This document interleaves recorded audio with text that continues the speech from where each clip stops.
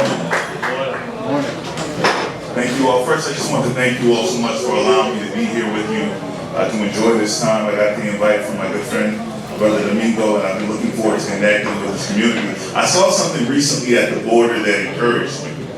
And there's not a lot going on at the border that I find encouraging. But there was a moment of black and brown unity that I wanted to talk to you all about. I said there was a moment of black and brown unity at the border recently. It had to do with the Haitian immigrant crisis, or migrant crisis. And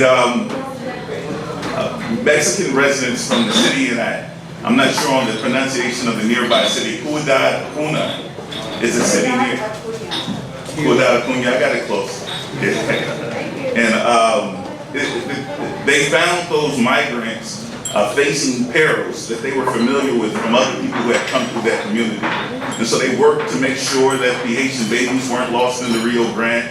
They made sure that the migrants, while they waited to find a proper asylum-seeking process, that they had shelter, that they had food, and that they were protected from illegal deportation back to Haiti.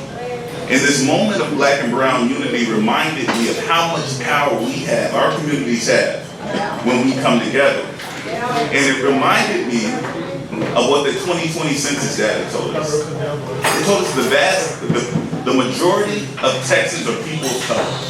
That they are black, they are brown, they are Haitian, they are Creole, they are Mexican, they are, and over the last 10 years, the population in Texas has increased by 18%. That's 4 million new Texans who have been added here, and 95% of the folks who have been added to our community are people of color, or people who look like you and I. And so we no longer have to complain. Now that we have the data is in, the numbers are in, we have the community, the strength, and the power to take care of our own issues and to care for our own communities. And we saw something happen. We know what's going down in Austin right now. They're redistricting, they're redlining, and they are finding ways to hurt our community, to marginalize our voices, to disenfranchise those 4 million new voters that we talk about. And I have a confession. I'm one of those 4 million. I came to Texas in the last 10 years, and I started a civil rights practice here. First, actually as an educator, working with Dallas Independent School Districts. How many educators are here present with us today? Okay. I work with Dallas ISD. Texas is ground zero for the fight for a fair and equitable education for our children. And the reason is, Texas boasts some of the largest school districts in the country. Between the Houston school system and the Dallas Independent School System, 1 out of 10 children across the country are educated right here in Texas. And publishers know that, so they begin to cater the material that they design our curriculum for. They cater it towards Texas educational standards. That means we're setting the standard for the country about how our children are educated. As a civil rights attorney, I took on representation of families like Bolton Jacques, who was killed in his apartment complex, at Tatiana Jefferson, 15-year-old Jordan Edwards, and I've worked to make my office a source where people can come to for help in Texas. That's what the Attorney General office is supposed to be. The Attorney General's office is 4,000 employees, an operating budget of $1.26 billion, 750 attorneys, 37 divisions, all at the ready to serve the people of Texas. And we have seen it being used as a blunt instrument to do the exact opposite. We've been seeing it as an instrument to attack women and their reproductive rights. We've seen it as an instrument to serve corporations. And we can take a hold of that office and begin doing the things, the care, the same kind of care I saw happening between Mexican populations and Haitian populations at the border. We can finally begin to loosen up loans so that there is banking below 30, and I don't know if you all have seen that in the news recently, but they've been tracking the numbers, and our communities are not only being suppressed by the vote, but they're being continued to be redlined. We're not getting the loans in our communities to start small businesses. We're not our property. We're still suffering from abusive property taxes. In the 30 years of Republican rule in Texas, in terms of the government, in terms of that Attorney General's office, That office has been used to serve corporations and to abuse Texas families. I believe that we can take the significant resources in that office and use it to serve our communities, to build better schools, to bring down property taxes, to finally deal with our power grid system so that we have a reliable power grid that our communities can count on in terms of inclement weather. I believe these issues are the issues that drive our communities, and now that the numbers are in, we have the power. When we come together, when black and brown communities come together all over Texas, we represent the majority and we will win. I look forward to winning with you. Thank you so much.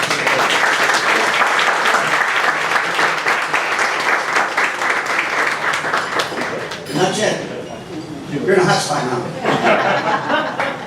Thank you so very much for being here this morning. And obviously, here's a candidate that has merit. His name's even merit. I like it. But let's just, are there any specific questions? Hilda, no, one question. No statement. Mayor, thank you for being here today. You didn't tell us how we can reach you, how we could help your campaign, how we can help the canvas. Thank you so much, and I appreciate that question being the first question, because we don't actually win without your actual investment. I'll brag a little bit if we can. We announced our campaign back in July. Between July and September, which was the first reporting period, we not only outraised every Democrat in the race, we outraised every Republican in the race. We've raised more money in our first quarter than any Attorney General campaign has done. And the reason we've been able to do it,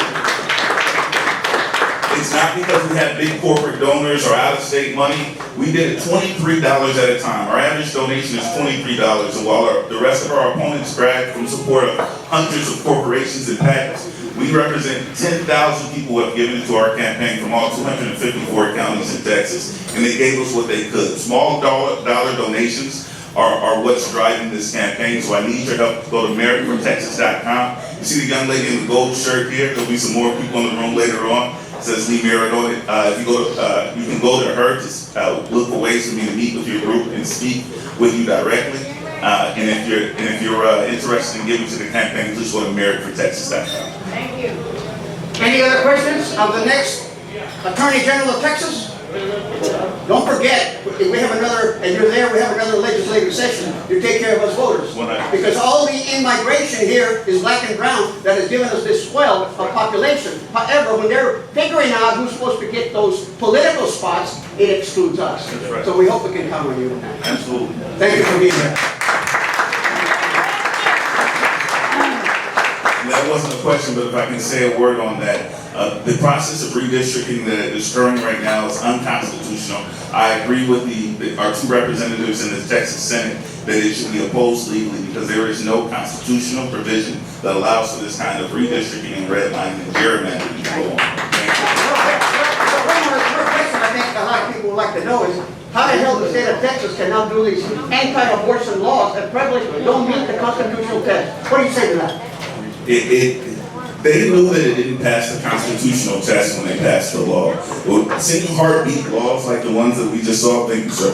Seeing heartbeat laws like the one that we just saw is not uncommon in southern states. What they did was they tried a new and devious tactic to take the power out of the Attorney General's office to enforce the law and to assign it to the vigilantes all across the country. It is clearly unconstitutional. And the arguments that our Attorney General Ken Paxton is making before the federal courts today is embarrassing. He told them that it was good for the economy for black and brown women to be forced to take trips to deal with their medical emergencies that they should be able to deal with right here in Texas. The case will not stand up to Roe v. Wade in 50 years of case precedent, but it is the exact kind of political overreach and disrespect for the sovereignty of women's rights that is indicative of the conservative party and the reason I'm running. Thank you, sir. Here you have it. Morehouse graduate, Pennsylvania School of Law graduate. You got it. The whole package is right there.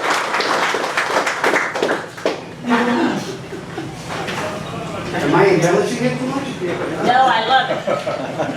I just want to keep you awake. I know you had a rough night last night. Getting ready for garage sales this morning. We have a young lady that's up next. Not only is she beautiful, she's smart, she's a great mom, and she's a great state rep. The one and only Ana Maria Ramos, who's done a great job.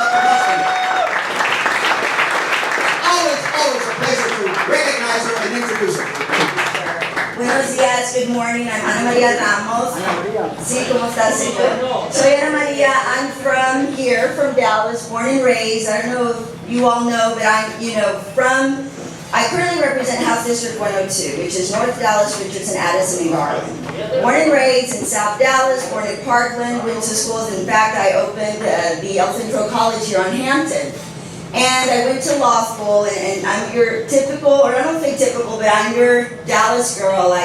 I went to DISD, got pregnant really young, dropped out of school when I was 14, had my daughter at 15, decided this is not the life I want my daughter to live, so I decided to go back to school. I got my GED, went to the Dallas County Community College system, was able to move forward, and eventually went to SMU to get my law degree, and today I serve as your state representative for this college.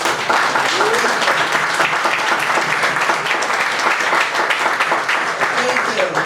However, and so when I moved to North Dallas, I'm like, yeah, you're these people, you soy Latina, and somebody even told me, hey, you're Hispanic, you're never going to win in this area. They never voted for a Latina, you're never going to win, and so I'm like, you know what? That made me want to do it even more, right? And of course my opponent, Republican opponent, who had never lost a race before, I said she had way more money than I did. And I said, they can outmoney me, but I'm Mexican. They will never outwork me. So we just worked harder. And we won. But I want to say here, this is my second term in this Texas House. And it would be really awesome to not have a criminally indicted Attorney General, so I look forward to bringing in the merit. I can't tell you the level, when you look at the numbers now and the growth, Hispanic growth in Texas, the level of racism in the Texas House is daunting. It is scary. And we don't really like to use that word too much and try to give people the benefit of the doubt. No. It is real, and as a Latina sitting there on the State House floor, I witnessed it, and it is scary. And they coded better, or they shaded better, I guess, when they're being racist against Latinos. But the blatant racism against our African American brothers and sisters in the Texas House this past session, the regular session, was scary. And considering we did nothing substantively, right, to fix the grid. We are still in a pandemic. Latinos are suffering the most, and African Americans during a pandemic, because we're still the #1 uninsured state in the country. There's so many things that we could have focused on, but instead they focused on, let's not talk about Frederick Douglass in high schools. Let's not talk about Cesar Chavez, and the fights that we had for that. And let me tell you, when we vote, there's a board. There's a board where you can see if the Republican, who votes red and who votes no, right? So who supports the bill and who doesn't. So it's kind of like a scoreboard, and I like to tell stories, so stop me whenever it's time. But I sit right there by the scoreboard, and when they file these bills, and I'm saying this because you all need to pay attention.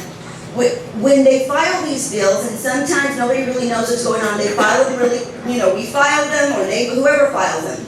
There's ways you can do amendments on the House floor, you can make the changes right then and there. Our Republican counterparts file these outrageous bills, and so I'm sitting there with my phone, taking pictures and kind of following up. It's like, this is discriminatory, this is racist with the bill that they filed. And so I was constantly putting them on blast.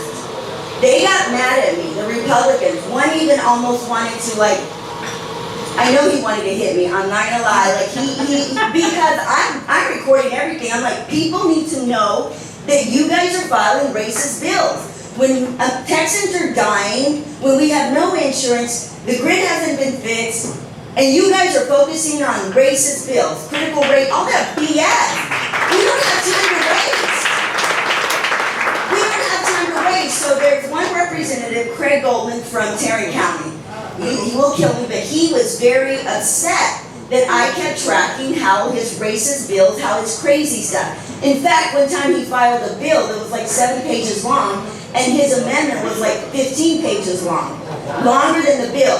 And that amendment, he tried to get it through really quick, said that they didn't have to, we didn't have to disclose our relationships with lobbyists and certain, partnerships with lobbyists. Like straight up crooked stuff that was happening right in front of us. So anyway, I'm constantly putting this guy on blast, right?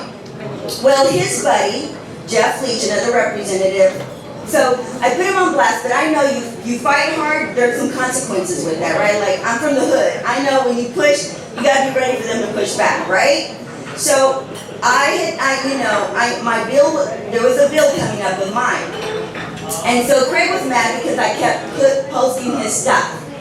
So there's a day that's called local and consent, where all the bills go through really quick, unless you can get 4 other people to sign your name on a petition, then they kill the bill. Okay? So if you can get 5 people to sign your name on this petition, they kill your bill no matter what. Right? So I'm telling him all of this stuff, your bills are discriminatory, and he gets mad at me, and he's like, why are you posting all of that? Why are you posting that, online? And I'm like, dude, are you ashamed? Are you ashamed? If you're ashamed, that's not my fault that you're filing racist bills. Quit being so damn racist. That's not on me, that's on you. So he was really, really upset.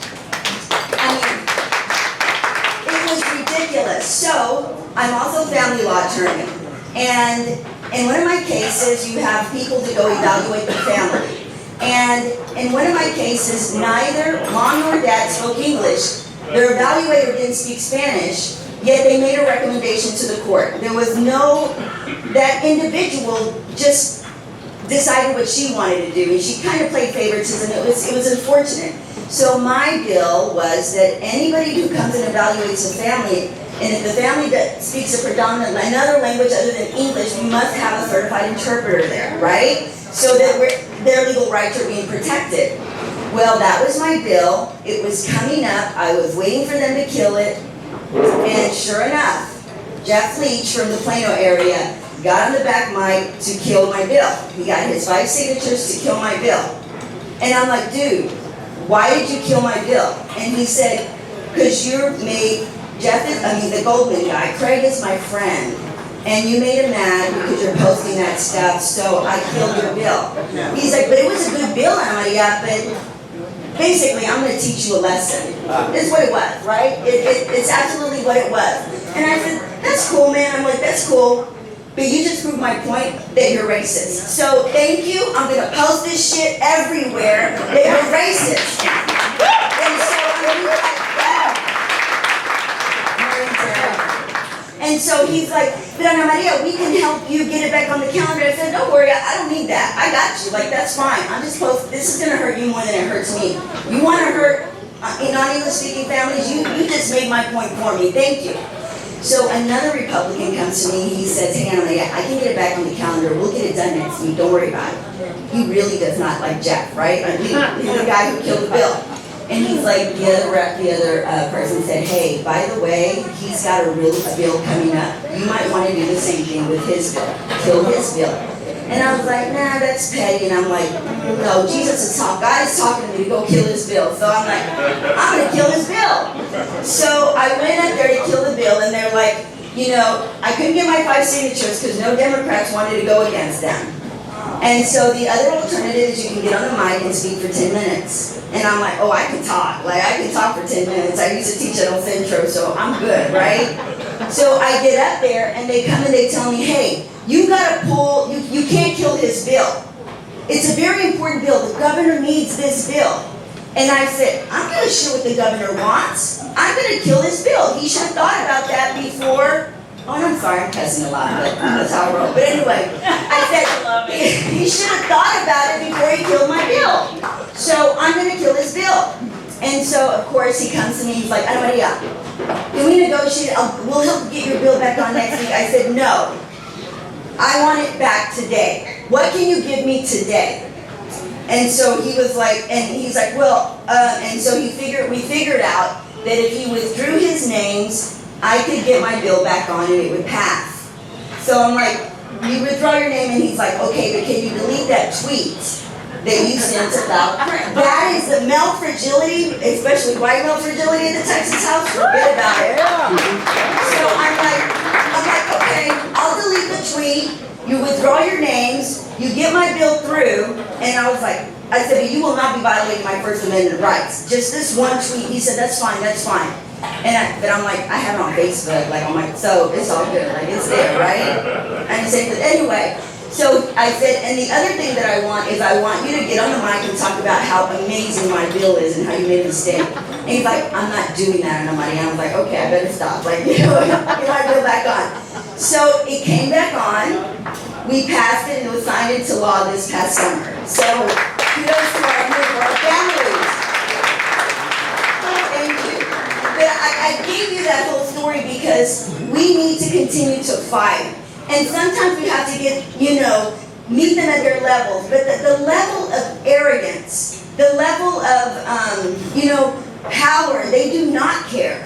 If we let them get away with this gerrymandered map that they propose, it's just going to get worse. Like we had Republicans come up to propose bills and we'd ask questions and they would be like, oh, I don't know, I didn't even read it.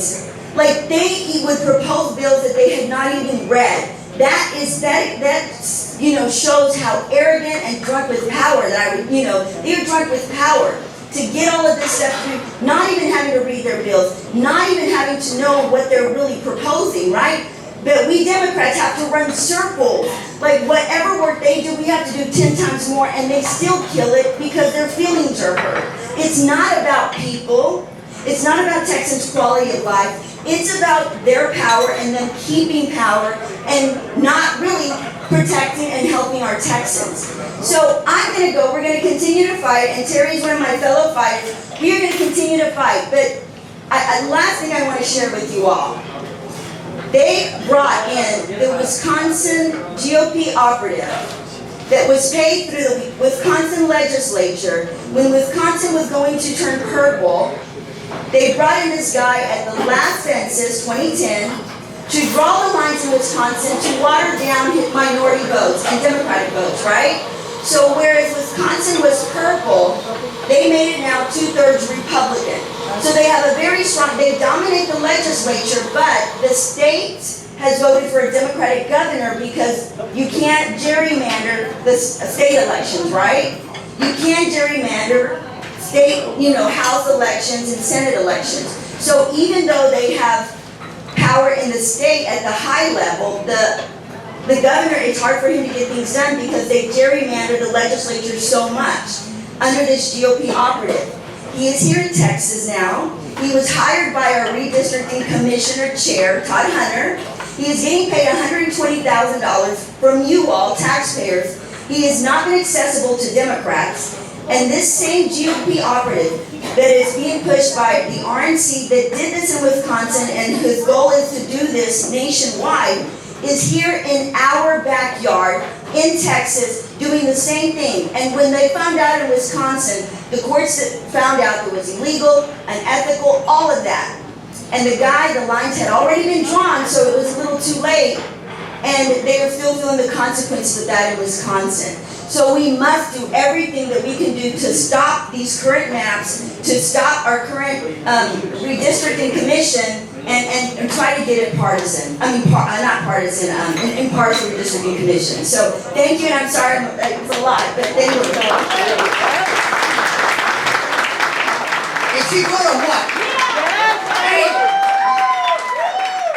If you have not followed her story, her inspirational story, I suggest you look her up, on the website, okay? She has a great inspirational story. Where she started, she's one of ours, locally. She was not imported, she didn't parachute in. She has earned her place in this state and in this country. Thank you for being with us. 2 questions. One question, Juana Maria. Before I forget it, just a sec. I want to recognize 2 gentlemen that just showed up. Trini Garza, former school board member. Jerome Garza, son, school board member. Okay, sir. You roll it. Yes, Alejandro Argueta, father to a beautiful 21-month-old daughter, unfortunately fallen victim to the family court system. Progress was made this last legislative session to make expanded standard the default. What research shows, what's best for kids is when parents divorce and separate, is to maximize time with both parents. So I know on the House floor, one of these amendments was being passed, and you deemed equality, 50-50, you deemed it as a threat. So I'm trying to just better understand, I guess, what's the threat and why is equality a threat? Okay, sir, so I see you're reading a script and you're wrong, okay? So let me straight up, you're wrong. I have We're the taking, video. no debate, we're not debating. No, and Question and answer. there is a bill that's already into law that maximizes the time that parents can equal parent. As a family law attorney, let me tell you, currently the statute allows for parents to, upon mutual agreement, to share visitation of their children. It could be 50-50, it could be more, whatever they mutually agree. But if parents can't agree, if you've ever been through a divorce or a child, a custody fight, many times parents can't agree. So it's up to the parents to act like adults and get along with the other parent. And if you can't do that, that's on you, that's not on me. The current legislation allows for you to spend more time with your kid. But if you can't communicate with the other parent, I'm not going to be the one that says, okay, well, have this, your child 3 days a week over here and 3 days over there a week, and you guys are fighting. It's not good for the kids. So I will not support that, but I support 100% parents who act like adults and love their children more than they hate each other. 100%. Any other question? One more question, anybody? No, thank you very much. You've got your say. Anybody else? In the back. Nellie? I watched your posting, the other one the other day about redistricting, where the maps were coming out and how none of the Republican state reps were looking at it. Because they looked, and the Democrats were all looking through it, but that was the first choice. You can look at that. So Yes. Can you share that? Yeah, so what he's referring to is in the House floor videotaping, and somebody's like, they just released the map. So Democrats are running to their computer to see what the maps are. Did they draw me out of my district? And then I looked and I was like, hey, these Republicans are just casually talking to each other. Why are they wanting to see where their lines are? Why aren't they concerned like us? Jasmine Crockett and Cheryl Cole, we're all looking at our computers. Republicans had already seen it. They've already given their fill. They've seen it probably days, weeks even, before we've seen it. Again, not fair, not transparent, and what do they have to hide? Obviously, we see they're hiding a lot. And they left us out in the dark once again. So, thank you, yes. Let's hear it for one of my It's a thing that you know that all these campaigns cost money, Mr. Mayor. And Terry, all these campaigns cost money, so, you have to remember, you want people to represent you. They can't do it on their own. They can't carry the financial load on their own. So you have to find generosity in your budget to also help those that help us. I'm not pitching anybody here, but it does cost money to do business in the state of Texas and in our community, so Victor, we remember have that. one more question over here. Ms. Ramos, Yes, sir. on the voter suppression bill, I haven't looked at it, but is it true that if someone wants to request a ballot by mail, they have to put either their driver's license or social security or their voter ID? Yes. Okay. Is there a limit on how many people you can assist to request a ballot by mail? Not that I'm aware of, no, and I don't think the bill says that. Okay, thank you. Maria, thank you so very much for being here, man. What a job. Before I forget it, I would like to ask my friend and great LULAC leader, State Representative Terry Mesa, to stand up and take a bow for the great work she's also done. Come on, get up and take a bow. One of the main instigators in Washington, D.C., that's all. Anyway, thank you so very much. And now it is a great pleasure to introduce our next speaker, who has just taken the responsibility and the presidency of Texas A&M Commerce. So Texas A&M is a flagship university in the state of Texas. And so they're trying to reach out to the Dallas community because they're looking to participate and get more involved in our community by sending our kids up to the university. So Dr. Mark Rubin is the new president, and he has a Bachelor of General Health Science, a Master of Science in Health Physics, and a Doctor of Philosophy in Medicinal Chemistry. Why do my knees hurt so much? Student success, expanded research, and economic development is among Dr. Rubin's top priorities as a president. but he wants Texas A&M Commerce to be a Hispanic survey institution. So he's going to present to you how he's going to do it, and we need to support him. Dr. Rudin.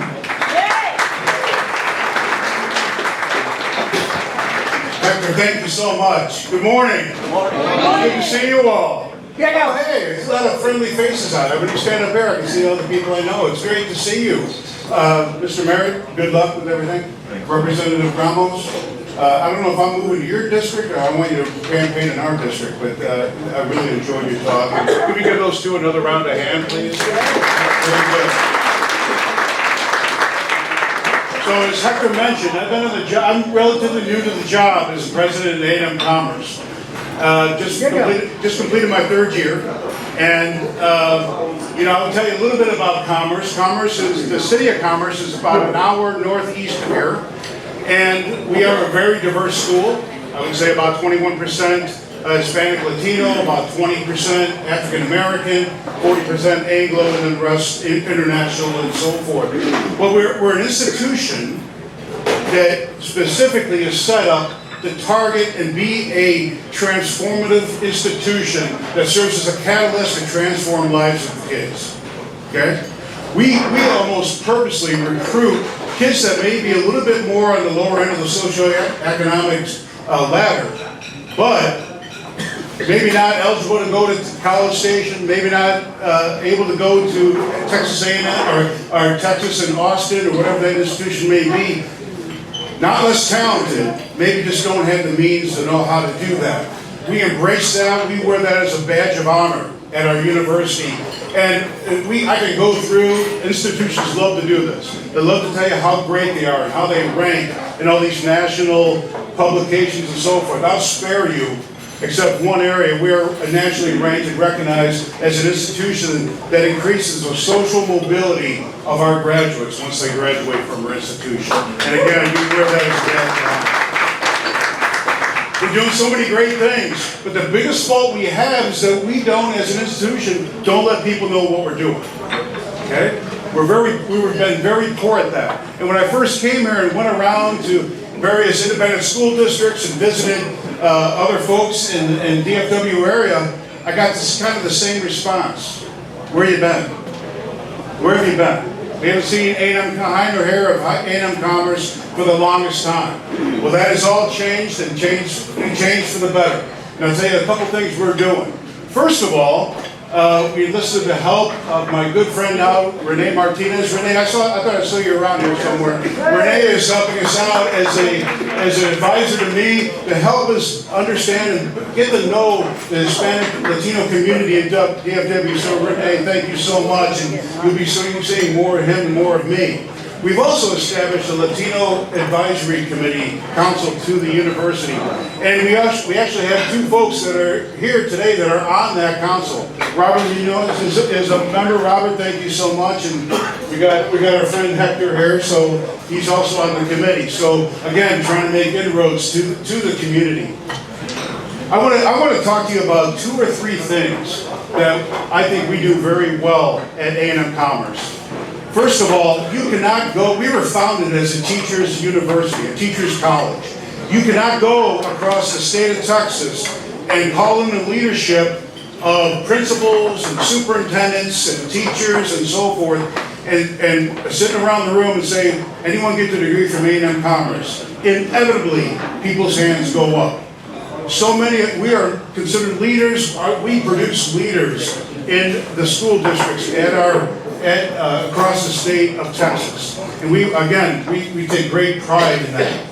But I want to mention to you, not only do we offer great programs, traditional programs up in Commerce, we're bringing the show on the road, and now we have established a foothold in Dallas. We're leasing 2 floors at Highway 75, Northwest Highway, and Loop 12 at that beautiful Top Golf building that is now going to be the home of the Texas A&M University Dallas site. So we're bringing the show on the road to you. And again, we're not just limping into Dallas. We're actually taking our College of Education, again, what we're known for, and we're headquartering it at that facility. Our Dean of the college is going to be headquartered in Dallas proper.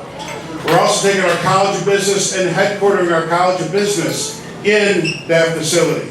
And another area that's really exciting to us is we also have an ag school, agricultural school. And we have traditional programs up in Commerce like animal sciences and plant sciences. But we're bringing that ag college, part of that ag college down to Dallas. So now we can start talking about sustainable ag. Things like food insecurity. How do you get food from the farm to the table? And supply chain management. How do you feed the public and take care of food deserts within the DFW area? So I'm particularly excited about that. At your tables, you have a strategic plan from the university.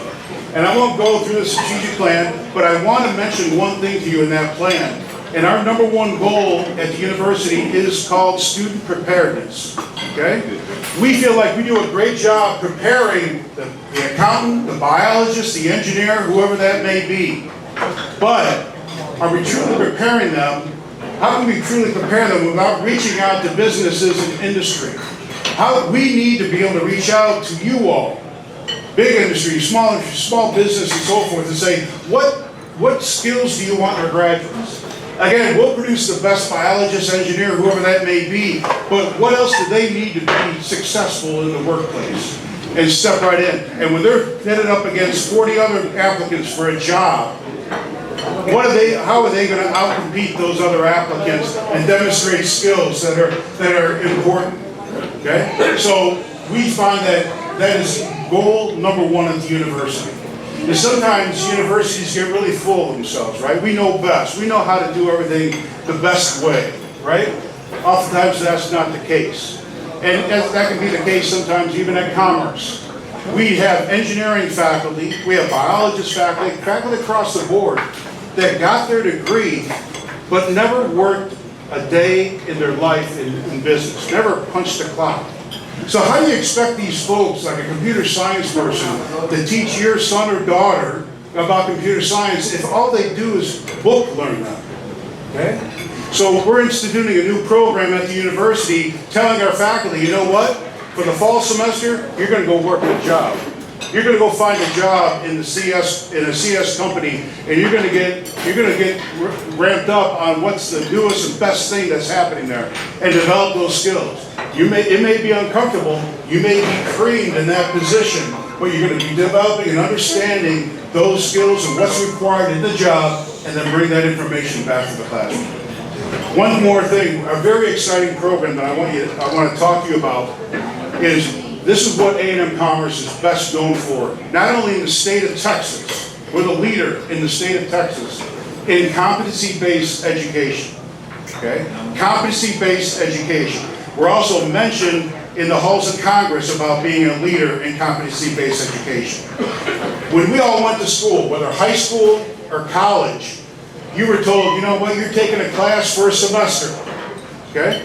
And even if you knew the material, the first couple of weeks of the semester, you had to slug it out for the rest of the fall or spring semester, okay? Competency-based education is a mode of education that says, once you develop and develop competencies, you move on. If you can demonstrate competency, you're done, okay? And so what this program does, it's affordable, it's flexible, and it's of high quality, just like all of our other programs.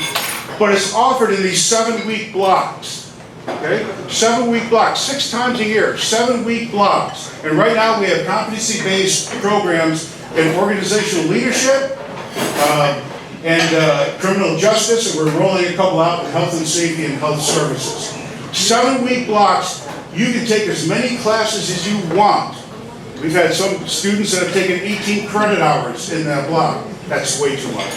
But no matter what classes you take, we have a flat fee of $750. That's what you pay for that 7-week block, okay? This has origins back to the day when Governor Perry said, can an institution of higher ed not offer a cheap baccalaureate degree for $10,000? Commerce took that, went back, and developed this competency-based program. So now you can go through this program at these $750 blocks and complete your program. We've heard so much that Texas is kind of riddled with individuals that have some college credit but no degree. This program is set up for that, okay? And we have been targeting groups with these programs. First of all, our Dallas Police Department. We have reached out to them and said, hey, do you have any officers that have some college, no degree? And a lot of people raise their hands. And those folks know that in order to progress, in order to move up the ranks, they need that baccalaureate degree to make that happen. We're doing the same. We're going to be reaching out to firefighters. We're also reaching out to teaching assistants in the classroom and so forth. Teachers that are teachers' aides, but they don't have the degree and are not able to teach right now and be a full-fledged teacher. We have a solution for that. Okay? So this competency, you're going to learn more and more about this competency-based education and how exciting it is and how it creates this opportunity for folks that want to get their baccalaureate degree and develop an educated citizenship and citizenry within Texas. So I can't tell you how excited I am to be here. Like I said, I recognize the number of folks around the room. I hope that I get the chance to meet you all sometime in the near future. And I really appreciate it. And Hector, thank you again so much. And go Lions. Thank you very much.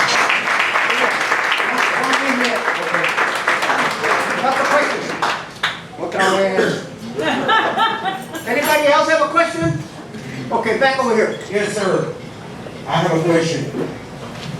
What is your demographic at Texas A&M? The demographic breakdown of how many Latinos, how many African Americans do you have at your school? Do you know that off the top of your head?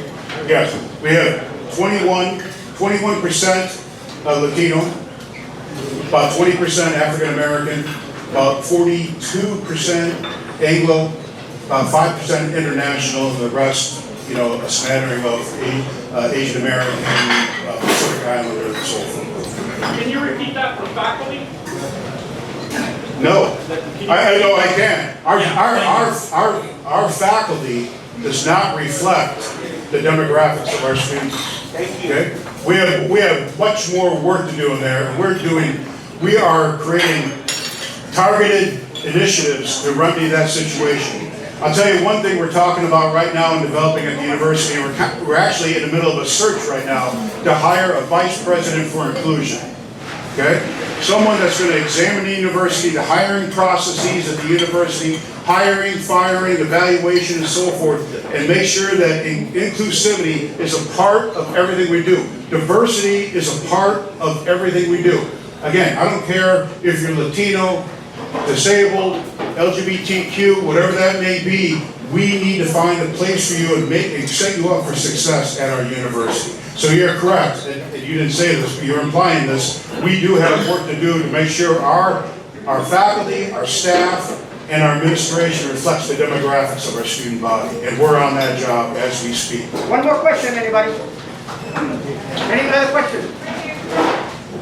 As a veteran, does the Hazelwood Act cover that $750 you were talking about, that fee? And then a follow-up question, do you have experience accreditation, experience in a certain field toward a PA degree? Yes.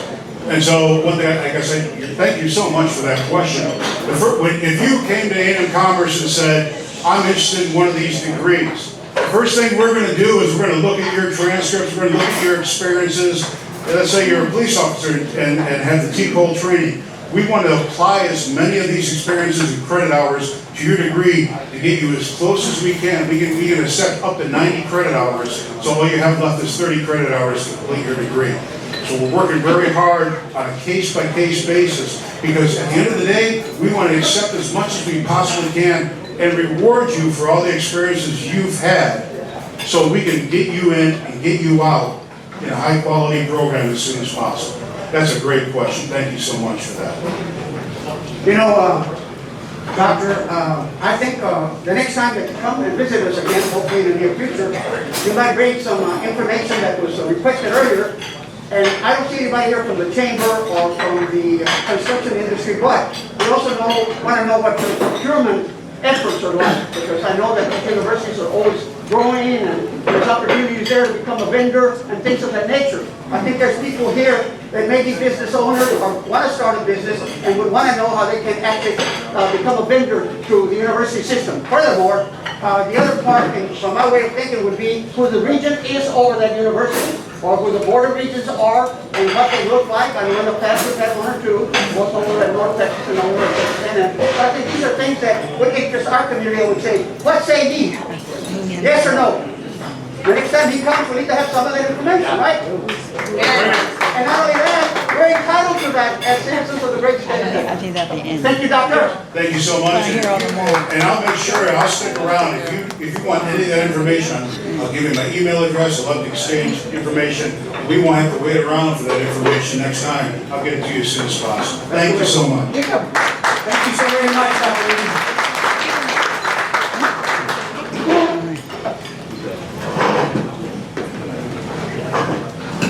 Again, back-to-back presidents of colleges and universities. Okay, not bad.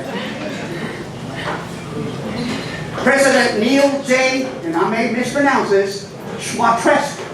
Pretty good. Pretty good? Okay. That's a really tough name, okay? He joined UNT in 2014 with a vision for leading the University of North Texas, and I have two graduates from North Texas, both businessmen, okay? So I know it's a big business college for sure.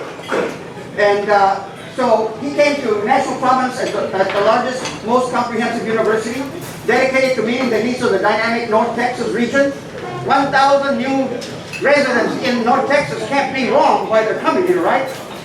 Under his leadership, UNT has been named a Tier 1 research university by the Carnegie classification, identified as the top 10 U.S. public universities on the rise, grown in enrollment to serve nearly 41,000 students, and earned designation as both a minority serving and Hispanic serving institution.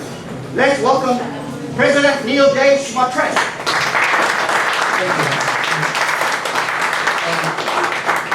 The first thing I want to say is thanks for inviting me. I've learned a lot, and I was really inspired by the other speakers. This is a chance for me to kind of get ground truth instead of being an ivory tower, so I appreciate it. And I'm going to give you one correction. As of this year, we're now well over 42,000 students. In the last 2 years, we've grown more than any other institution in the state of Texas. And we're now the 4th biggest school in Texas. When you come to our university, you're going to feel good because we have a caring community. And that's actually what we are doing. And I've heard a lot of discussion today about social justice and the need for how we do business here in Texas and how it has to change. I happen to be a believer that the fundamental way to change is through education. And education is something that can't be taken away. Someone might redraw a district, but they can't take away the knowledge that we've gained and the intelligence and the sense of well-being that you get through college education. So, with over 42,000 students, we are a Hispanic serving institution. About 26% of our students are Latinx population. About 18% of our students are Black.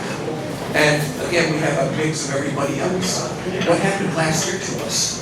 Our international reputation has improved so far that we have recruited huge numbers of new graduate students into our programs. About 1 in 10 students is now international students, and about 1 in 4 of our students are graduate students, so about 25% graduate.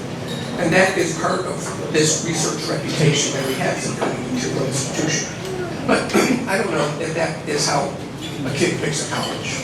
A kid picks a college when they walk onto campus, they meet a few people, and they get a feeling of how that college is going to interact, and how they're going to feel on that campus. And our pride point is our caring nature and the diversity that we have. We've had Mark, I'm glad you're hiring a head of diversity and inclusion. We've had a head of diversity and inclusion since before I got here, and it's been terrific for our campus. The multicultural feel, and I'm going to just say, Casey's an alum too. How many of you are alum or have kids who are going to UNT? Hands? Yeah, a few. Good. I hope more in the near future. When you walk on our campus, one of the things you're going to notice is our diversity. One of the things you're going to notice is the feel that you have.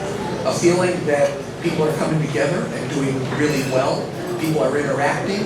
People have classes that the professors care about deeply, and professors are interacting with our students. When I talk to students and I say, how come you came here? The campus is beautiful. Okay, is that better? Yes. Got it.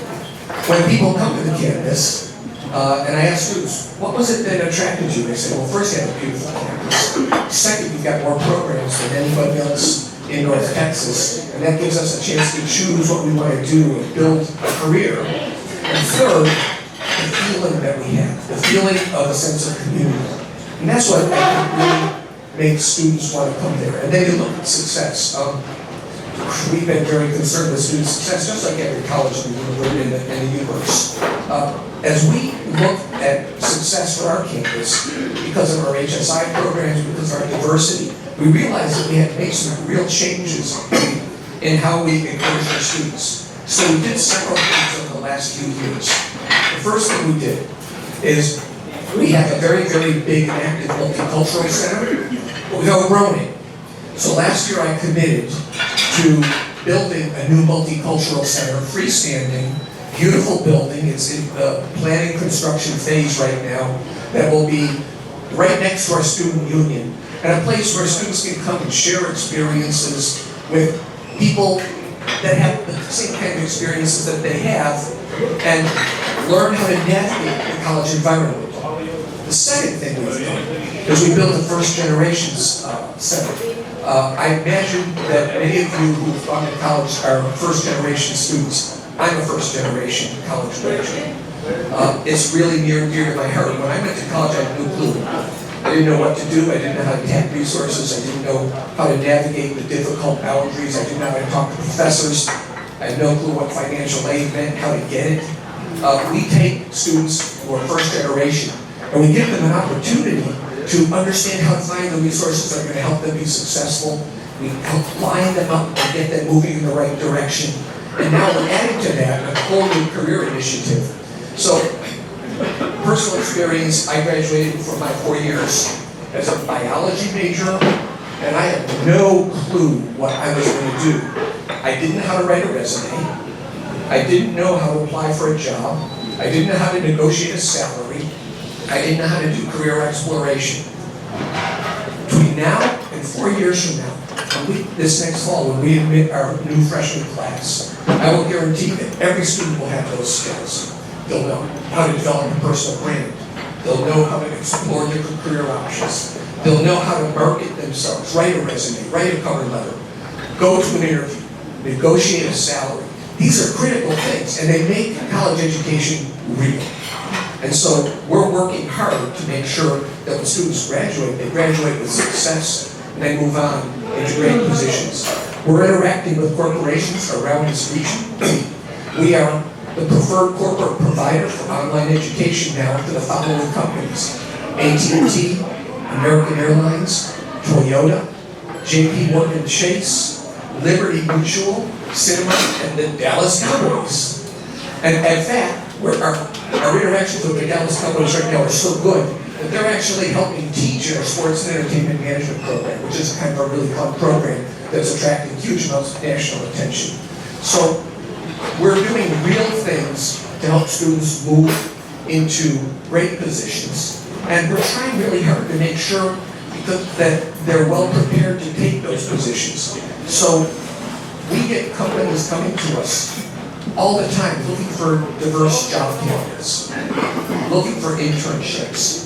More and more and more, they're coming to the University of North Texas. And again, it's the fourth biggest university in the state of Texas. We're a rich ground for recruiting for students.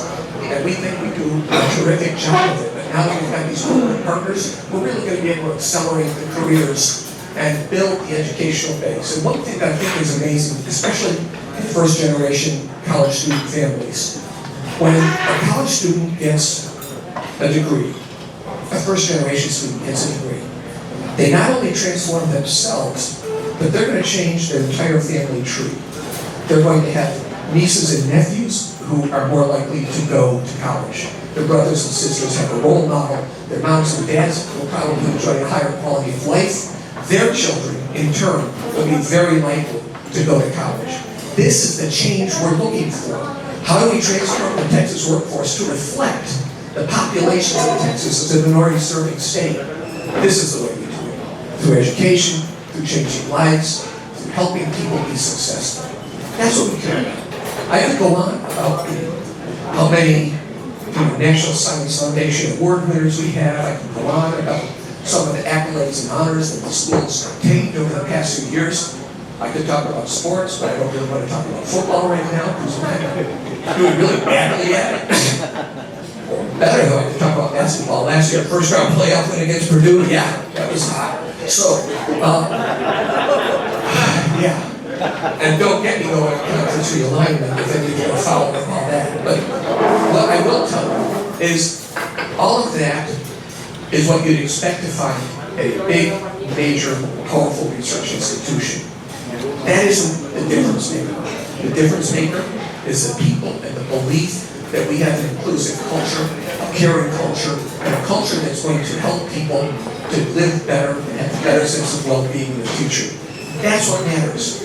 And for any of you who are sending your kids to college, I know Merck's got a great program of A&M Commerce. Different schools are good for different people. I don't think you compete really a whole lot directly. But for any of you who are considering UNT, please come up, visit the campus, meet our people, talk to some faculty, talk to our advisors. The feeling you get, I think, is going to be terrific. And as we grow and become yet more diverse, our campus is going to be a place to celebrate the incredibly diverse cultures of this state and make sure that we're helping to transform our workforce, transform our state, build a better economy. By the way, you were talking about hub vendors. Okay, historically underutilized business vendors. We are open for business with historically underutilized vendors, minority vendors. As a major institution, we have the most percentage of hub expenditures in the state. I'm pretty proud of that. What do you do banking with? I actually have no idea. I'm just curious, since you brought up the topic. What I will tell you is our contractors and the buildings that we're building, our procurement systems are finely tuned to really try to access more and more minority vendors, and we're doing a really good job of it. And if you just take a look at the record, will speak for itself. We come out on top pretty much every year. And again, we think that's part of how we embed ourselves into the community to make the community a better place. So I'm open for questions. I hope you got a little taste of what we're about. Question over here? But wait a minute, just a second, Doc. I'd be remiss if I didn't recognize the historical moment today that we have Ryan Parra here, who's on the Grand Prairie Independent School District. David Hinojosa, who's another member. And we have Gloria Carrillo, who's the chairman of the board. Everybody stand up and take a bow. Thank you for being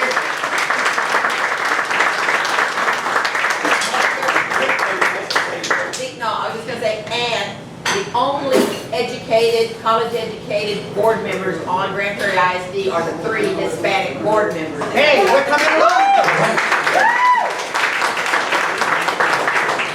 Yes, sir. Similar question to my school board colleague, David Espinosa. Does your faculty represent the diversity of the state? And if not, how are you being intentional to make sure that it does? Yeah, so first of all, there's no university I know of almost anywhere except either down in the valley or a historically black university that has a faculty that represents its population. We don't either. We have more black faculty members than any other major school in the state, by percent. And it's still paltry, it's about 7%.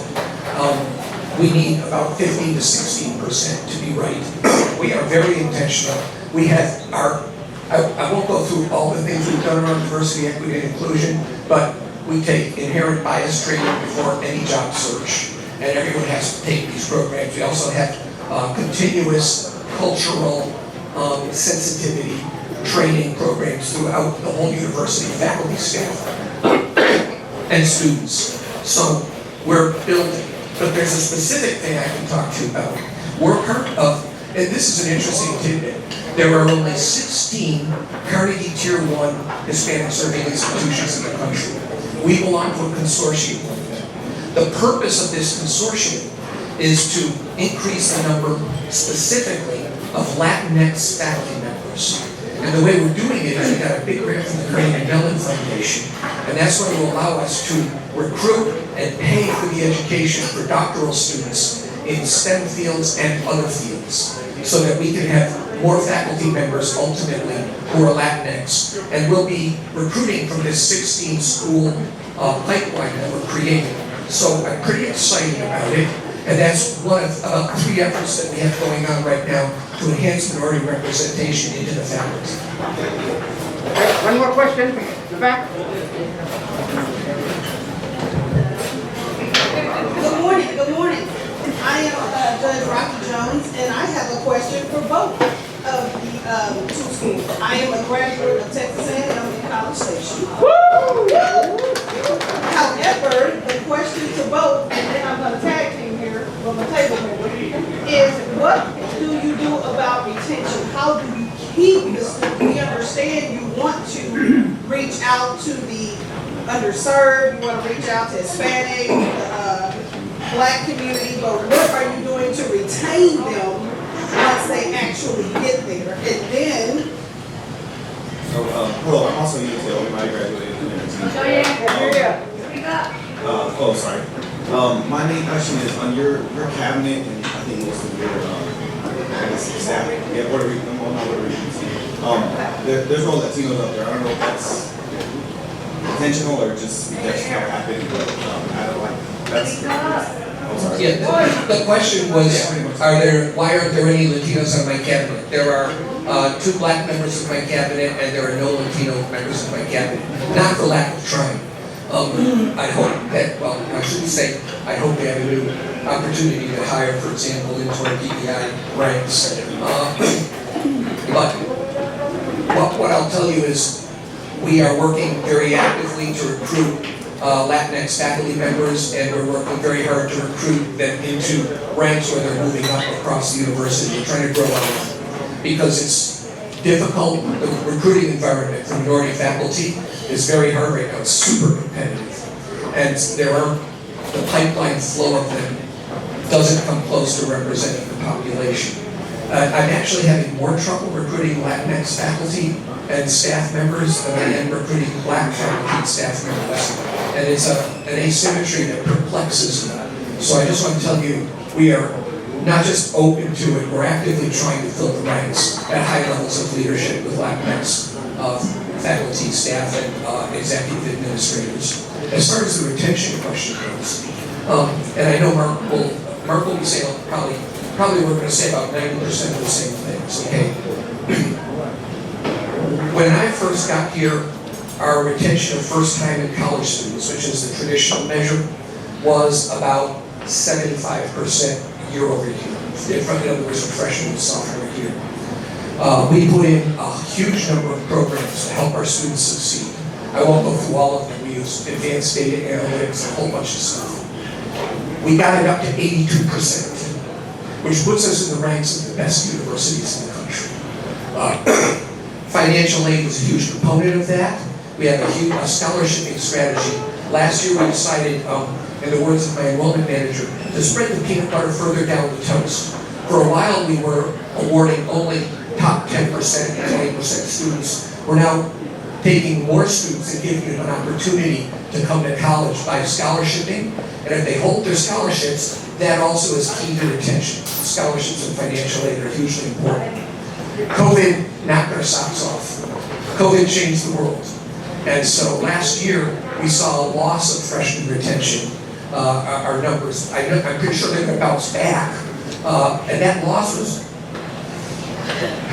students and families who couldn't work. Students weren't working because service industry was closed down. And so we dropped down to about 78% last year. And again, that's an unusual year. There's an asterisk by it because of COVID. But we're not going to sit down and take that. We're going to fight it.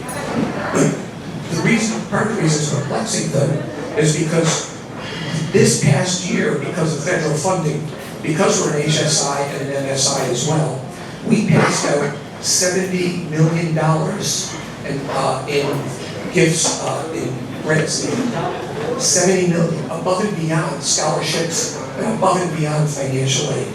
This is a huge amount of money. And that's helped us retain in the upper ranks, but it didn't help us in the freshman ranks where students were just hard hit. We're going to pass out $35 million more this year.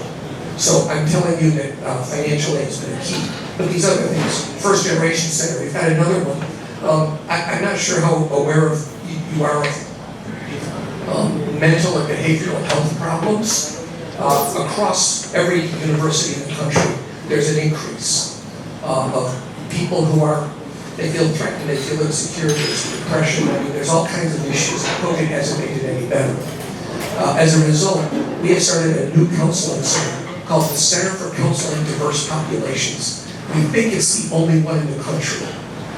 We are specifically tuning into the differences in mental health of different ethnicities and how we can help better and how we can generate research to support other universities in helping their students to support mental health amongst all populations. So a bunch of things like that are critical efforts right now in our retention efforts, but also in creating a campus where students feel comfortable, secure, welcomed, and like they're going to be successful. Thank you, sir. I have one recommendation for you, sir. Mark probably wants to address this too. Well, I just take 30 seconds, as I know Neil did a great job in answering the question. I would say that we do have leadership, Latino leadership at our dean's level. Two of our colleges are led by individuals at A&M Commerce. Retention is our #1 priority at A&M Commerce for the foreseeable future. And we're finding out more and more that we have all kinds of people that provide these wraparound services from when they enter the university to when they graduate. We have people lovingly, intrusively interacting with our students at all times. But I'll tell you where we need more work on is when faculty are in that classroom with those students. Are you engaged with the students, right? And in a very odd way, Neil brought up COVID. I'll bring up the ice storm, okay? And I'll tell you what, it was a wake-up call. You know what was a wake-up call? It was a wake-up call for our faculty. Because for the first time in their life, they now had a better understanding that some of our students at Commerce are very vulnerable. They don't have Wi-Fi. They don't have IT. Sometimes they don't know where their next meal's coming from. They don't have always fresh food and water and so forth. When that ice storm hit, our faculty were like, wait, I don't have electricity. I don't have water. Where's my Wi-Fi? I can't do work, I don't have Wi-Fi. For the first time, they felt the same vulnerabilities that some of our students did. And it was a little bit of a wake-up call to say, maybe rethink how you interact with our students in the classroom and get more engagement with our students outside the classroom. Thank you, sir. Robert faculty do a great job. Thank you to both of you gentlemen. I just have one recommendation. My name's Hilda. I work with the community. I'd like to recommend that you guys look at DFW Hispanic Latina Network. There's more than 100 women that are qualified. Here in the house we have Francis Rizzo, a PhD, that could probably serve on your board. So I don't know where you're looking, but we're there. Thank you. We're gonna have to go through the rest of the program, Hilda. And if you'd like to see both of them in a few minutes, be more than happy. We can get them over there in that little remote seat. Yes. Okay, that's what I'm talking about. Yes. On their board is Carlos Munguia, in case you might know the guy. But look, in a minute, if you want to ask, look, let's populate both Texas A&M and Commerce and UNT instead of populating the penitentiaries of the state of Texas. That's what we need to do with it. There's no need for us to continue to have all these prisoners in there for minor offenses normally. We need to think that over. I don't think if they are a dredge on our economy. We need to make them productive citizens. It starts in our public schools. It doesn't start with the charters. It starts in the public schools. The massive people in this country historically have gone through the public schools, not charter schools, not private schools. Remember that. Thank you. Thank you, sir. Was that too much? It is always my pleasure to introduce my friend Casey Thomas, who's done a great job at St. Thomas.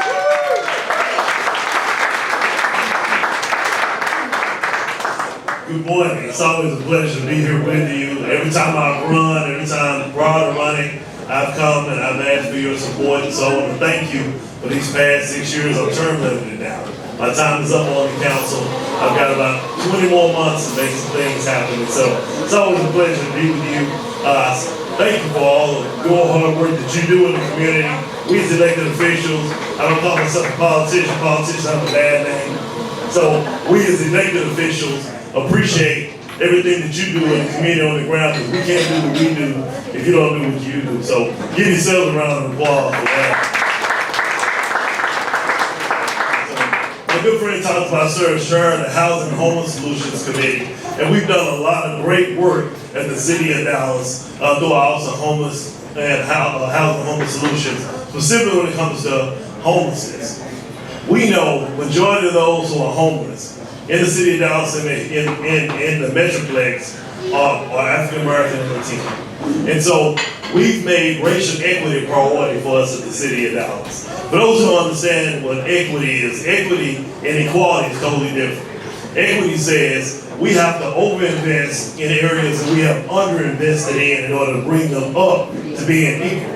And so we've been putting a focus on racial equity. We're in the process right now, the city doing the first time ever citywide racial equity plan to look at every aspect of the city where we have inequalities and how we as a city and how we as a council can fix those things. And if you don't understand how major that is, it's extremely important.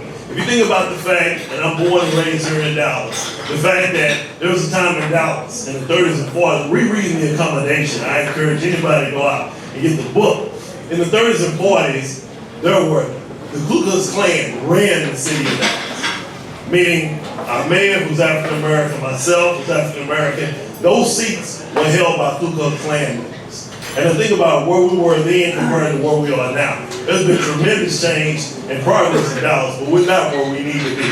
We got a lot more work to do. And so it's important that we all roll our sleeves up and we work together in order to make Dallas the city that we all know it can possibly be. And so I also serve as chair of our COVID ad hoc committee. I've been over that committee now for over a year. It's hard to believe we've been in this space for almost 2 years.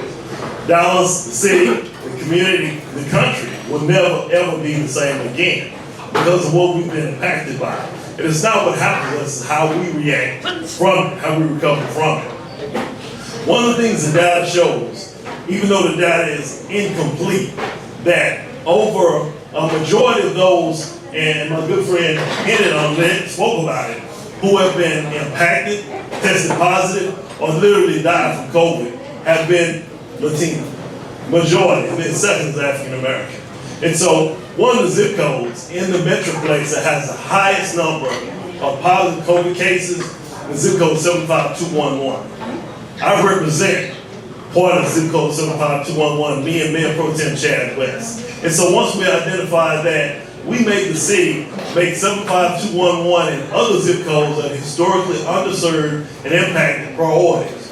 Mountain View College, which is in my district, I was one of the ones that made sure that we had testing and vaccines available at Mountain View College. That's critically important. We all know what Mountain View is. It's in the community. They've had great leadership. I know they got a new president. Can't wait to meet with him very soon. And so the role that we make, and if we make priority investing in communities who are historically underinvested, then we can see real change. We're starting to see that progress now. We have an organization here in the city of Dallas. Some of you are familiar with Violence Interrupters. Violence Interrupters are critically important. Dallas Craig, who is an organization who's in the back that have on orange shirt, have been a great job of going into communities in our city that have the highest number of violent crimes. In the short time that they've been working, and I don't know if Chief Garcia's been here, but he's doing a great job. Let's give our Chief a round of applause. He's doing a really, really good job. With his focus on identifying and targeting those areas in the city of Dallas that have the highest violent crime, we have seen a decrease in only about 6 months in murders and aggravated assaults that have occurred in the city of Dallas. And then Dallas Craig is in the community with those individuals doing the things that they can do to prevent and interrupt crime. So let's give Dallas Craig a round of applause, because they're on the ground, going in the community that many people are afraid to go into. And so I want to say thank you once again for this opportunity. I know it wasn't on the program, I appreciate the fact that you allowed me to have this chance, because there are a lot of great things that the city of Dallas is doing, but we can't do anything we do without your help. Thank you very much.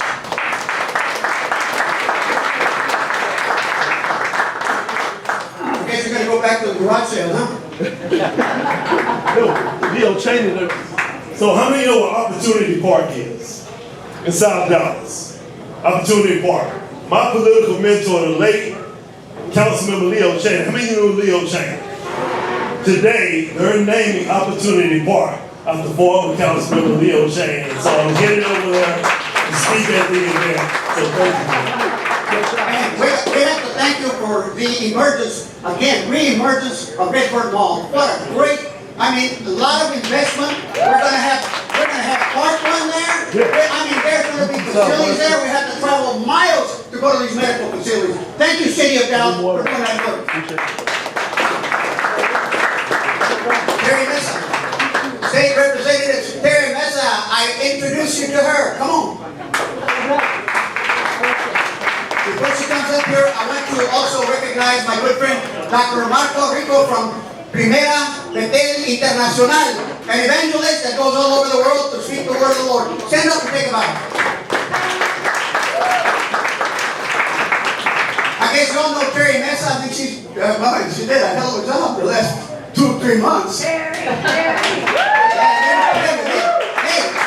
you give these ladies a task to do, you know they're going to do it, right? Thank you for being here, Terry. Thank you.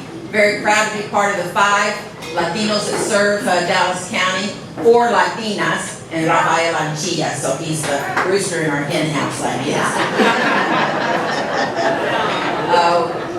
As Hector alluded to, we went to Washington, D.C., and I got some flack for that. You might be aware of that. So some people wrote on Facebook or texted me or whatever and said that I needed to get back to Austin and I needed to get to work serving my community. And my response to that is, I represent a majority minority community whose voting rights are being violated. In Washington, D.C., I was working on behalf of my district and my community, and I hope you'll support that. Hey, tell them what comes down. I don't speak in the same style as Ana Maria. You just got a little taste, you ought to hear her when she's mad. That was just being passionate. When she's mad, you know, it's even stronger, but she's great, isn't she? So she's a hard act to follow. The redistricting in my side of the county, as you may know, those of us who are urban county reps, we are limited to being inside the county lines. So I'm on the western edge there. So they couldn't mess with me too much, but my district before was terribly gerrymandered. It was ruled unconstitutional by the 3-judge panel in San Antonio because they went the full length of Irving Boulevard, in the heart of Irving, full length of Irving Boulevard from Loop 12 all the way to where it reconnects up with 183 Airport Freeway near the airport, and put all that in Anchilla's district. And then they went into East Grand Prairie and took out those districts, precincts, and put them in what was then Alonso, now Gonzalez's district. And the 3-judge panel used very strong wording, I thought. You may have heard the phrases for redistricting that they call it, for gerrymandering, that they say cracking, packing, and stacking. Well, they didn't use those terms. They used a very strong, very common word. They said that they had wasted. This is judges, said that they had wasted Latino votes by taking them out of a district where their votes could have made a difference in who got elected and putting them over into districts where their votes would not make a difference in who got elected. So that got overruled by the 5th Circuit, and so we didn't get the maps changed in 2018 like I hoped that we would. But this time in redistricting, at least I can say for my district that they did correct the gerrymandering and made the district more compact. And unfortunately for me, it looks like I'll no longer get to represent the great city of Grand Prairie. But the good news for that is that the district that was lost from John Turner, that number got put as Grand Prairie. So Grand Prairie finally gets its own heavily Democratic, heavily Hispanic, heavily Joe Biden district. So I feel very confident that Grand Prairie is going to get its very own, probably Latino or Latina, Democratic state rep. And before they had been heavily cracked. They had like 6 state reps. And no one, well, I should say, there were many of those weren't really doing a very good job of representing Grand Prairie because Grand Prairie was just a small part of their districts. The main part of the district was somewhere else. So they really only had maybe about 3 state reps that actually paid attention to Grand Prairie. So this way they'll have a state rep that's totally dedicated to their city. And it looks like I'll be totally dedicated to Irving. So that'll shorten my speech when I say where all I represent. I represent Irving. And predominantly Irving ISD. So that's the good news and the bad news for me. I'm glad that we kept 14. There actually was some talk, Hector, that they were going to reduce us to 13. That the county was going to lose a state rep. I don't know if that's old news to you, but that we actually could lose a state rep. And so what they did is when John Turner announced that he was not running for re-election, is that they cannibalized his district and gave Republicans to Morgan Meyer, Republicans to Angie Chin Button, because they wanted their districts fortified, because we scared them a couple of times as Democrats, speaking as partisanship, as Democrats, we scared them a couple of times, because Morgan Meyer almost lost to Joanna Catnack, who was here earlier this morning, and Angie Chin Button almost lost to Brady Chambers, so they both did a great job. But they wanted their districts fortified, and of course, even though they're the minority in our county, they're the majority in the state, and there was no district lines that we could draw as Democrats, that if it didn't help them, it wasn't going to get approved by the Republicans. So Don Turner's district disappeared, and his number got moved over to Grand Prairie, so that's the news on that. I don't think Dallas County fared that badly in redistricting as a county. Well, you know, they say it's minimal. The impact is going to happen. It's about retention of incumbency, like it's always been. But I mean, they're still trying to make these districts wider than Yes. more minorities. Minorities are, like you said, slice and dice and stack and pack, and those are the words. Stack, pack, crack. And my Asian population increased because I moved further north in Irving. So Irving is very similar to Dallas County in that the further south in Irving you are, the more minority it is. The further north in Irving you get, the less Hispanic and black it is. So I picked up Asians. My Asian count increased. So that's all right. So I'm going to be representing more Asians this next session. So I'm glad that we have a new district for Grand Prairie, even though I don't get to be a representative of there. And Tarrant County got a new Democratic district in the HEB area, so I'm happy for them. But that was done with a lot of packing into the 3 Dems that they already had to create another Democratic district. Tell them how many times it took you to knock out the guy that was there in your district. Do we really have to tell that? Okay. Well, no, because that's a perseverance. If you want to, Yes, it if is. you want to win, you don't give up just because you've lost that one battle. You start immediately after to go to the next one. You know, we first realized in Irving that we could unseat the Republicans when Obama ran. And they came very close. They, oh wow, Democrats could actually win in Irving. So people ran, and when they lost, they disappeared. Another person ran the next time. They lost, they disappeared. By disappeared, I meant like they were no longer attending Democratic Club stuff. You didn't see them at civic stuff. You just didn't see them anywhere. They just dropped out of sight. And that was our problem, I think, in Irving. And I don't know if they have that problem too much in anywhere else in Dallas County, but people, when they didn't win, they dropped out of sight. When I ran the first time in 2014, I was not the Annie's List endorsed candidate. So I had to run against the establishment. There were 3 of us. The Annie's List candidate did not get the majority in the primary election. The black candidate and I had 51% together, over 51% together. And so I was in a runoff with the Annie's List candidate, so that was kind of tough to beat in a runoff. Runoffs are their own special kind of animal. So I was in a runoff the first time I ran in 2014. In 2016, I made it to a recount because we came within 64 votes of winning that time. And so, you know, if we knew all the things that we know now, then... And the third time? And then the third time was the rematch. So I like to say it that way. The runoff, the recount, and then the rematch. And in the rematch, I defeated him by 4,000 votes. And he went on to be the GOP county chair. And of course, he had to run somebody against him. But I don't know if you noticed, but he didn't choose himself to run against me. He chose somebody else. So he says the district is unwinnable, that the demographics have changed. So I'm glad, so hopefully we'll never hear from that guy again. Thank you. I know of her tenacity because she used to be in Lubbock, was it? Or you were the economic development person? Abilene. In Abilene? Let me tell you, man, she took on the establishment big time there, and we went to a lot of West Texas LULAC issues, discrimination issues, and she never let up. I mean, and despite having a family and all that, man, we were on the road all over trying to, I guess, bring some justice to some of those places in West Texas. Thank you so very much for a great historical background. Thank you.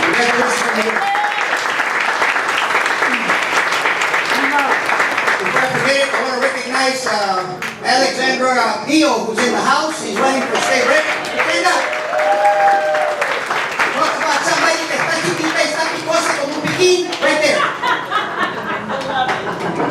And I want to thank Ryan Parra for being here. He's our LULAC District Director. Thank you very much for being here. Brian, think about it, man. He used to be 6 foot tall before he got into LULAC. And I want to thank all the people that helped us put this together, beginning with Delma, who's the sponsor. Where's she at? Delma? There you go. Another one, about to be a lawyer right there. Another lawyer in the making. También, chiquita peligrosa. And then we have Alexandra right in front of me, who's also does all the work at Domingo's office to get us all together. And also, of course, Joaquin, who's a videographer, who's recording everything every time we have a meeting.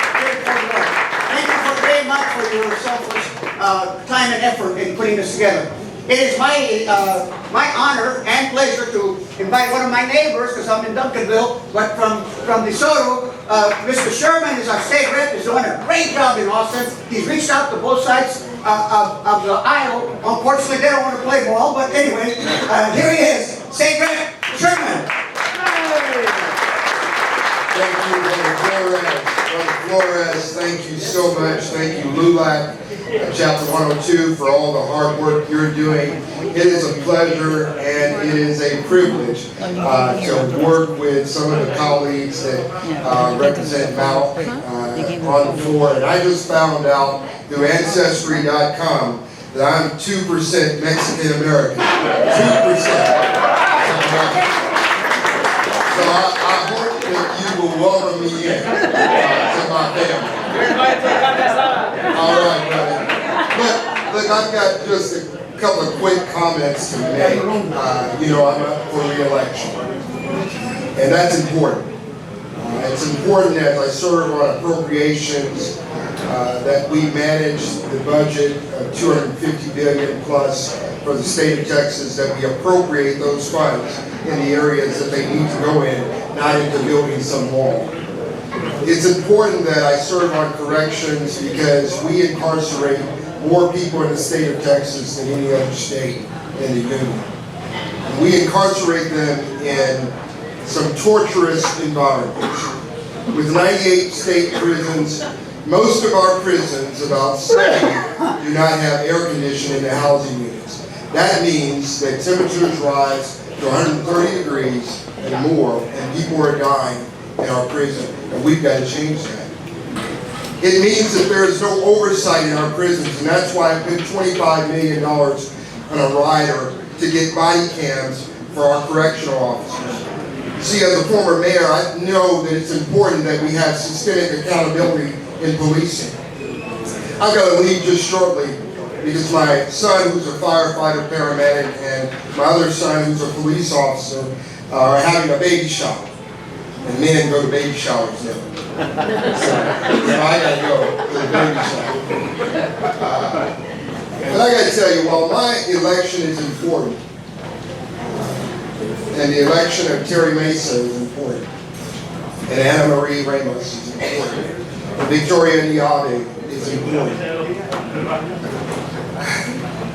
When I see the work that LULAC has done over the years,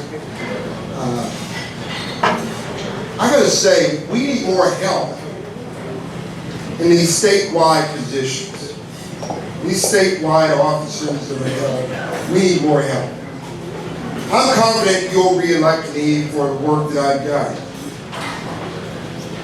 But we've got to have help, because when I think about 48 years ago, 12-year-old Santos Rodriguez and his brother David were pulled out of their home, put in the back of that police car, where a police officer played Russian roulette with Santos Rodriguez's life. He not only took the life of a 12-year-old, but he took the life of that family and the entire community. We've got to have change. And the only way we can have change is to have a fighter in the Attorney General's office like Lee Merrick, a people's attorney. That's what we need right now. We need change so that we've got a law-abiding person who's going to fight for justice for all. So thank you so much for my time. Thank you for your faith in me. But I hope and pray that you'll work even harder to elect Lee Merritt as our next Attorney General. That's what will really matter. Thank you. You were mayor of DeSoto first, right? I was the mayor of DeSoto. Real estate? No, not real estate. I was just thinking, going back here, you did a great job as a mayor there, I know that for sure. And I know you're doing a great job as a state rep. Thank you so much for coming and visiting with us today. Any questions? Brother Sherman, any questions? Last chance. Okay, don't remember now, all these are campaigns that also require donations right now. I'm not saying donate to anybody, but, you know, take that to mind when you decide where you're going to help, okay? Yes, ma'am. Thank you for being here, Mr. Representative Sherman. We've met before through Tejano Democrats, and we appreciate the work that you have done. We want to invite you to come and speak at our next LULAC council meeting in Duncanville, and I will contact you, have your number, to put it on your schedule to come and speak with us, because we now have members in our Duncanville council from DeSoto, Lancaster, Cedar Hill, and even in Waxahachie. Thank you. Great, thank you. Thank you. I look forward to being there. And look, you know, it's a challenge running these campaigns. It's a challenge running our operations. But I'm going to ask you to do something that no candidate normally does. I don't think I've ever heard a candidate do. Mr. Chavez, I'm going to ask that you, when you donate, don't donate to me. Donate to Lee Merritt's campaign. Because we got to have law and order in our state. And if you would do this, make your donation in honor of Santos Rodriguez. God bless you.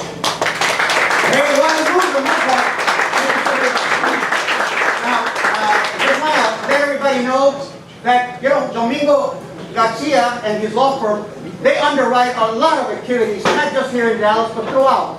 I know that last week or two, LULAC has a baseball tournament in Abilene. Perry, you remember Jack responded to that group. They've been having it for 45 years, so Domingo underwrote some of that. But teams go there from like about 20 states to go and compete. They fill up most of the hotel rooms. So when they're trying to be and keep some of these groups from coming in, the hotels love them, the restaurants love them, the beer joints love them, the stores love them. So they actually went to promote LULAC. Hey, we want these guys in town. But also, Domingo sponsored the Regulators, which is a baseball team, a local baseball team, and they won in the National. So they want to present a token of appreciation to Domingo. Mr. Chavez.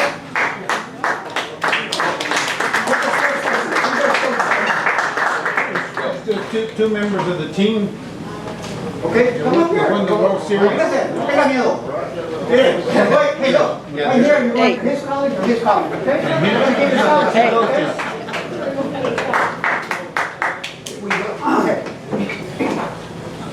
Robert Chavez, one of the assistant coaches for the Regulators. This season we came pretty good season. There were some ups and downs, but we did go to Houston for the World Series and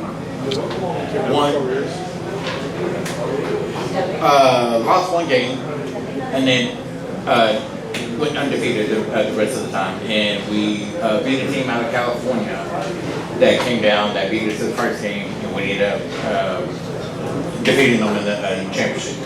And Domingo sponsors us, and we're giving him the World Series medallion that they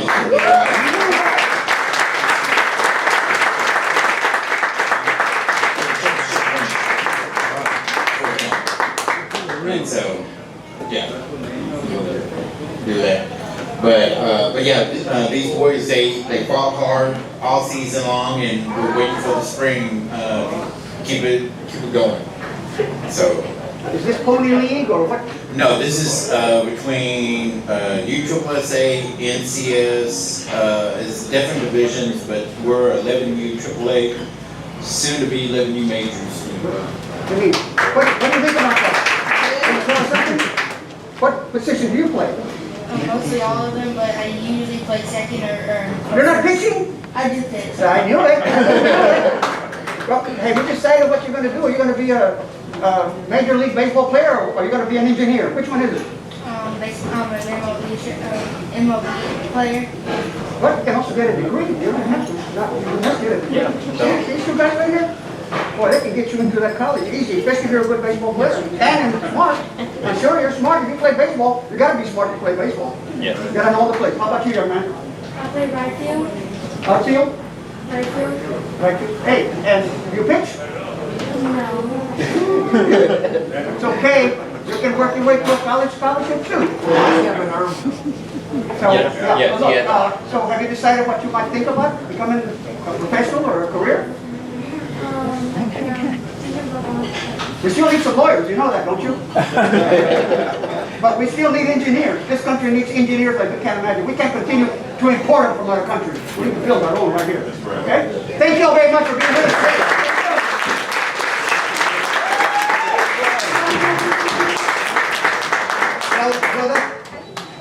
Yes, sir. I wanted to introduce Judge Sacha Moreno, who's running for re-election this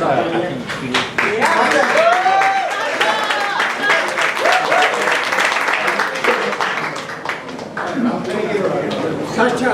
Hey, don't forget, thank you. Don't forget Sacha, who's JP in my district and over there in my area of town. Hold on, we're not finished yet. We're not finished. Sacha. Judge Sacha. Vote for her too.